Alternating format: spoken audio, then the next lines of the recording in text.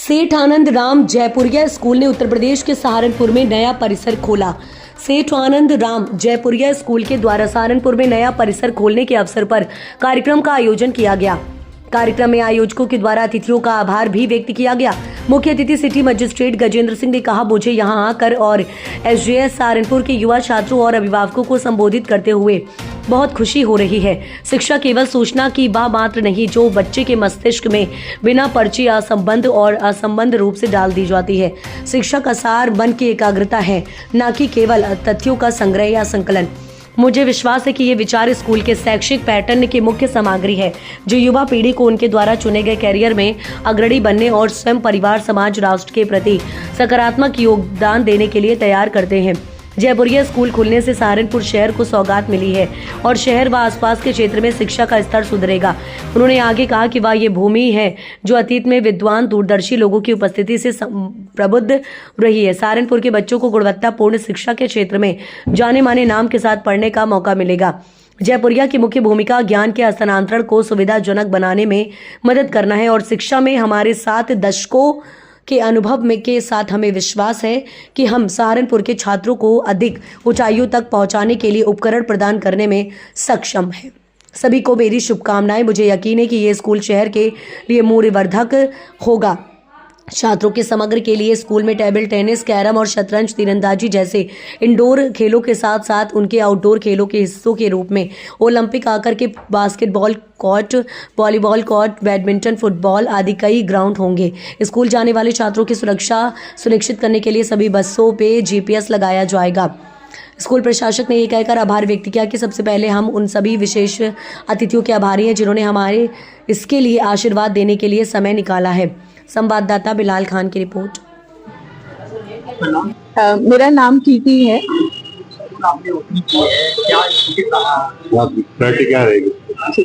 मैं सेठ आनंद राम जयपुरिया की डीजीएम एकेडमिक्स हूँ और मैंने ये स्कूल की स्थापना जब बातचीत हो रही थी, जब कर रहे थे, तो सिर्फ यही एक मूल्य वो था, आधार था, एक मूल्य आधार था, जिसमें कि हम ये चाहते थे कि हमारे जो बच्चे हैं उनको पूरा डेवलपमेंट मिले, होलिस्टिक डेवलपमेंट मिले, ओवर ऑल राउंड डेवलपमेंट मिले, जो कि आज की डेट में बहुत ज्यादा रिक्वायर्ड है। कुछ स्कूल हैं जो शिक्षा पे ध्यान दे रहे हैं, कुछ स्कूल हैं जो बहुत ज्यादा गतिविधियों पे ध्यान दे रहे हैं। हमारी कोशिश रहेगी कि हम एक ऐसा बैलेंस स्कूल का करिकुलम आपको दे पाएं जहां बच्चे को शिक्षा के साथ साथ उसके बाकी सर्विंग का मानसिक विकास, उसका शारीरिक विकास, इन सब चीजों का भी हो और उसके बाकी जो भी उसकी और हॉबीज हैं उनको भी, अगर वो पैशन बनाना चाहे आगे चल के, वो उन्हीं में अपना जो है फ्यूचर बनाना चाहे, तो उन चीजों के ऊपर भी वो अच्छा काम करे। हम लोग न्यू एजुकेशन पॉलिसी की जो बात करते हैं ना, न्यू एजुकेशन पॉलिसी 2020, ये क्या है? बेसिकली ये यही है कि बच्चे का हम पूर्ण विकास करें। सिर्फ आजकल की डेट में सिर्फ रटने से, पढ़ने से काम नहीं चलता है, सिर्फ डॉक्टर इंजीनियर बनाने से काम नहीं चलता है। हमें चाहिए कि हम बच्चों को पूरी तरह से सहायता करें कि उनका जिस भी क्षेत्र में इंटरेस्ट है वो इंटरेस्ट वाले क्षेत्र में ही काम करें, क्योंकि हम जबरदस्ती किसी को किसी एक प्रोफेशन में नहीं ठेल सकते। जो आज तक होता आया है हमारे और आपके समय में, हमने यही देखा है कि पेरेंट्स जो हैं वो सिर्फ एक तरह एजुकेशन की, भाई डॉक्टर बनाना है, इंजीनियर बनाना है, ये बहुत नहीं हुआ तो ये बन गया। लेकिन अब ऐसा नहीं है, अब ये ग्लोबलाइजेशन है, ठीक है। पूरे विश्व में बच्चे जाते हैं, एक्सचेंज प्रोग्राम्स होते हैं, इंटरनेशनलिज्म होता है, ये सारी चीजें हमारे लिए बहुत ही मूल्यवान है और यही हमारी कोर वैल्यू है। तो जो जयपुरिया, सेठ आनंद राम जयपुरिया जो यहाँ पे सहारनपुर में जो एजुकेशन करना चाहता है, वो है कि वो अपने सिटीजन को ग्लोबल सिटीजन बनाना चाहता है। वो सिर्फ यहाँ तक ही नहीं अपना दायरा रखें सहारनपुर या अपने देश तक, बल्कि पूरे विश्व में उनकी ख्याति। हमारी कोशिश है कि पहले वो एक अच्छा भारतीय नागरिक बने और फिर उस भारतीय नागरिक का जो नाम है वो देश और विदेश में ऊंचा करे। और हमारे करिकुलम में भी जितना मैंने देखा, और मैम से भी मेरी बात हुई, हम फ्रेंच, जर्मन और बाकी की लैंग्वेजेस भी सिखा रहे हैं, जो इस चीज के लिए बच्चों को तैयार करता है कि जब वो अपने भविष्य में अपने काम के लिए कभी बाहर कहीं विजिट करें तो उन्हें तकलीफ ना आए और वो उसके लिए पहले से तैयार। अच्छा, क्या मानती है कि पहले जो शिक्षा थी वो ज्यादा मानती है, अब ज्यादा?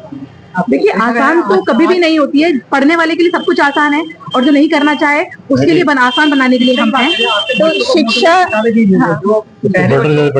आजकल शिक्षा आसान तो कभी भी नहीं थी, लेकिन पढ़ाने का तरीका बहुत आसान हो गया है। ठीक है, अब जैसे कि हम लोग वीडियोस देखते हैं, पहले हम अगर फोटोसिंथेसिस एक छोटा सा प्रोसेस, साइंस के प्रोसेस की बात करें तो बच्चे को समझाने में बहुत दिक्कत होती थी। अब वही हम 5 मिनट का वीडियो दिखा के बच्चों को बेहतरीन तरीके से समझा सकते हैं। तो जो टेक्नोलॉजी है, जो एनहांसमेंट है आज की डेट में एजुकेशन में, वही हमें बहुत सपोर्ट करता है बच्चों को बहुत अच्छे से पढ़ाने में। तो जो खेल कूद के माध्यम से बच्चे पढ़ते हैं ना, कहते हैं वो एजुकेशन आपकी जिंदगी भर के लिए होती है। जो आप पढ़ते हैं वो आप थोड़े समय के लिए याद रखते हैं, लेकिन जो आप देखते हैं, सुनते हैं और जिसको आप करते हैं, जिसको हम कहते हैं एक्सपीरियंशियल लर्निंग जिसको हम कहते हैं आज की डेट में।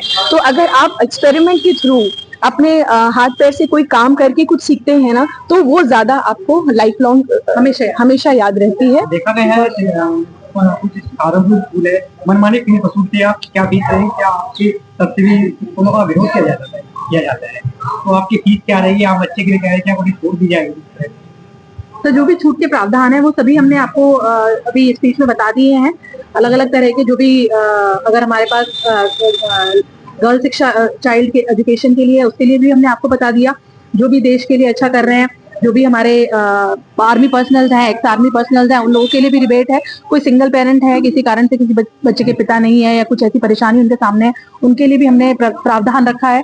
और जो कहना चाहिए कि बिलो एवरेज अगर कहीं किसी की अर्निंग है, ये है, तो जैसा अगर बच्चा बहुत अच्छा परफॉर्म करता है तो उसके लिए बिल्कुल हम। और एक चीज मैं और कहना चाहूंगी कि एजुकेशन को फीस से तुलना ना किया जाए तो अच्छा हो, क्योंकि माप नहीं सकते, बिकॉज किस तरह की फैसिलिटी दी